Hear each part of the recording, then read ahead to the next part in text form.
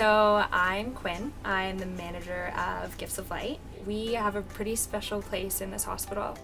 A CAMH staff member will normally come down to our store with a client in mind. It's usually to pick out something in particular for that client that they require.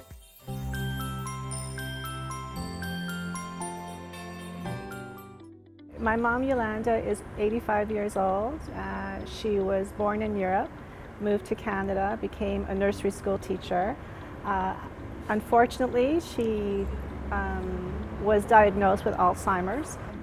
Bringing my mom to CAMH was heartbreaking as an experience. I was scared, and my mom was very scared. And when they welcomed us, it was orderly, it was humane, and when I left, I knew I made the right decision.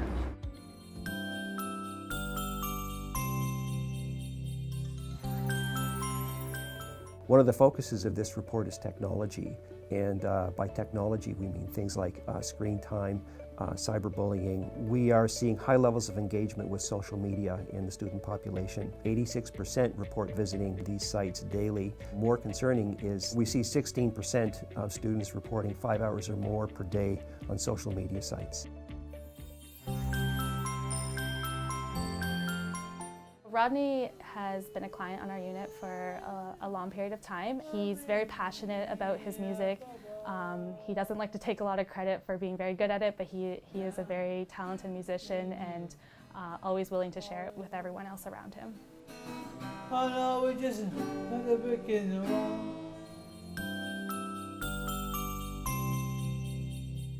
The issue with fentanyl is that it's very potent. It's 80 to 100 times more potent than morphine. There is a temporary antidote called naloxone.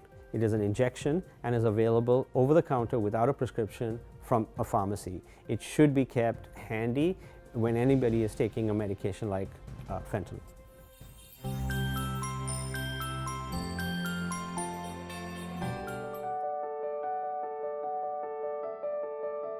My family wasn't open to talking about anything. I kind of grew up in a family that's like, we don't talk about our problems. Right now, I think it's important to speak up about mental illness, especially for younger people. Like, I might have wanted to hear some things.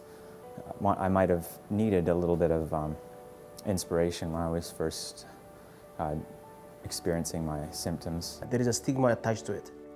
So talking about it is very important because it will remove these stigmas and it will be easier for people to recover from it.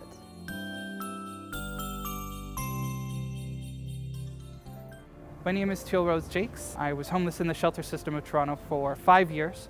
Being trans and being in the shelter can be a mixed experience. It's very scary because you see the threats around you, you see the mistreatment. If young people are saying that they feel safer sleeping in a park or in an alleyway rather than in the shelter system, that really speaks volumes to a very serious issue. This really negatively impacts the mental health and well-being of LGBTQ youth.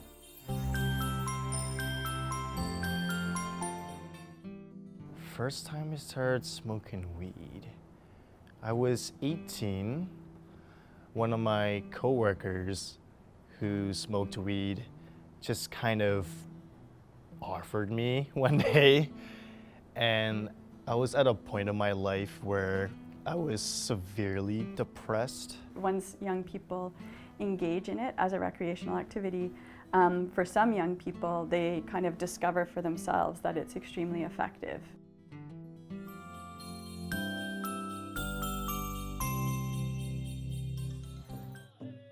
Today we're celebrating the opening of our ceremony grounds here at CAMH.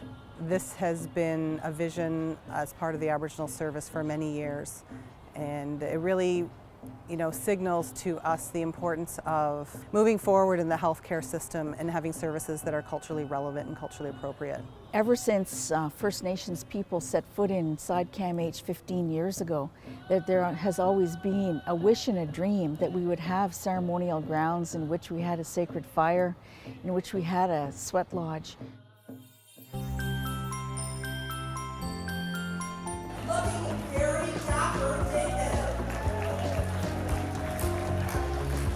So I'm Rashida James, and I'm one of the models at the Suits Me Fine fashion show at CAMH. My name is Alazar. I'm from Drug Treatment Court. I was in a fashion show this afternoon. It was wild, man. Our special guest this year was Jeannie Becker, and she did a fabulous job. She has done thousands of fashion show, but today was a special one for her. Keep on doing what you're doing. It's really quite brilliant and incredibly inspiring. Thank you for letting me be part of it today.